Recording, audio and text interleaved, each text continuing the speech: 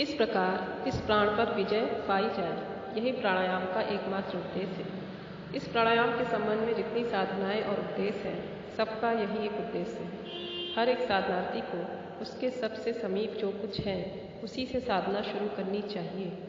उसके निकट जो कुछ है उस पर विजय पाने की चेष्टा करनी चाहिए। संसार की सारी वस्तुओं में देह हमारे सबसे निकट है, मन उससे भी निकटतर है। जो प्राण संसार में सर्वत्र व्याप्त है उसका तो अंश इस शरीर और मन में कार्यशील है, वही अंश हमारे सबसे निकट है। यह जो क्षुद्र प्राण तरंग है जो हमारी शारीरिक व मानसिक शक्तियों के रूप में परिचित है, वह अनंत प्राण समुद्र में हमारे सबसे निकटतम तरंग है। यदि हम उस क्षुद्र तरंग पर विजय पा लें, तभी हम समस्त प्राण समुद्र को जीतने की आशा कर सकते हैं। जो योगी इस विषय में कृतकाय होते हैं वे सिद्धि पा लेते हैं। तब कोई भी शक्ति उन पर प्रवृत्ति नहीं जमा सकती। वे एक प्रकार से सर्वशक्तिमान और सर्वज्ञ हो जाते हैं। हम सभी देशों में ऐसे संप्रदाय देखते हैं जो किसी न किसी उपाय से इस प्राण पर विजय प्राप्त करने की चेष्टा कर रहे हैं। इसी देश में हम मनःशक्ति से आरोग्य करने वाले, विश्वास से आरोग्य करने वाले, प्रेतात्मवादी, ईसाई वैज्ञानिक, सम्मोहन विद्याविद आदि अनेक संप्रदाय देखते हैं। यदि हम इन मतों का विशेष रूप से विश्लेषण करें तो देखेंगे कि इन सब मतों की पृष्ठभूमि में वह फिर जाने या न जाने प्राणायाम ही है। उन सब मतों के मूल में एक ही बात है, वे सब एक ही शक्ति को लेकर कार्य कर रहे हैं, पर हाँ वह उसे समन्वित जानते नहीं। उन लोगों में एकाएक मानो एक शक्ति का आविष्कार कर डाला है, परंतु उस शक्ति के स्वरूप के संबंध में बिल्कुल अज्ञ है। योगी जिस शक्ति का उपयोग करते हैं ये भी बिना जाने बूझे उसी का उपयोग कर रहे हैं, और वह प्राण की ही शक्ति है। यह प्राण ही समस्त प्राणियों के भीतर जीवनी शक्ति के रूप में विद्यमान है।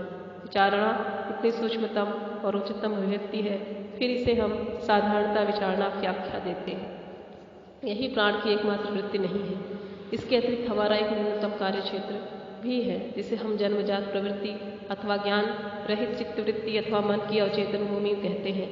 मान लो मुझे एक मच्छर ने काटा तो मेरा हाथ अपने आप उसे मारने को उठ जाता है। उसे मारने के लिए हाथ को उठाते गिराते मुझे कोई विशेष सोच विचार नहीं करना पड़ता।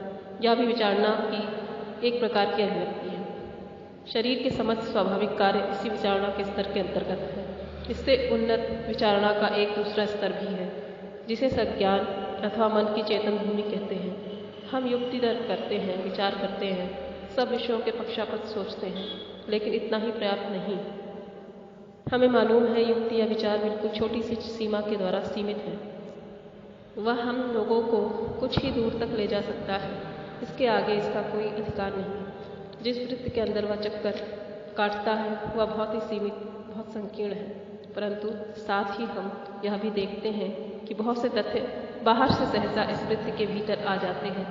उच्छल तारा जिस प्रकार सौर जगत के अधिकार के भीतर न होने पर भी कभी कभी अपने भीतर सहसा आ जाता है और हमें दिख पड़ता है, उसी प्रकार बहुत से तथ्य हमारी युक्ति के अधिकार के बाहर होने पर भी उसके भीतर आ जाते हैं। यह निश्चित है कि वे सब तथ्य इस सीमा के बाहर से आते हैं, पर हमारा तर्क या युक्ति इस सीमा से परे नहीं जा सकती।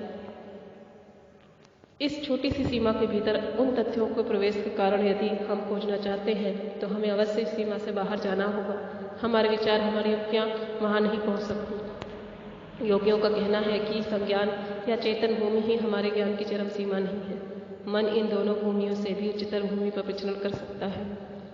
उस भूमि को हम अचेतन भूमि कहते हैं। वही समाधि नामक पूर्ण एकाग्र अवस्था है। जब मन उस अवस्था में पहुंच जाता है तब वह युक्त तर्क की सीमा के परे चला जाता है और ऐसे तथ्यों और प्रत्यक्ष साक्षात्कार करता है जो जन्मजात प्रवृत्ति और युक्त तर्क द्वारा कभी प्राप्त नहीं है। शरीर की सारी सूक्ष्म से सूक्ष्म शक्तियाँ जो प्राण की ही विभिन्न अभिव्यक्ति मात्र है, यदि सही रास्ते से परिचालित हो तो वे मन पर विशेष रूप से कार्य करती हैं और तब मन भी पहले से उच्चतर अवस्था में अर्थात अधिचेतन भूमि में चला जाता है और यहाँ से कार्य करता रहता है।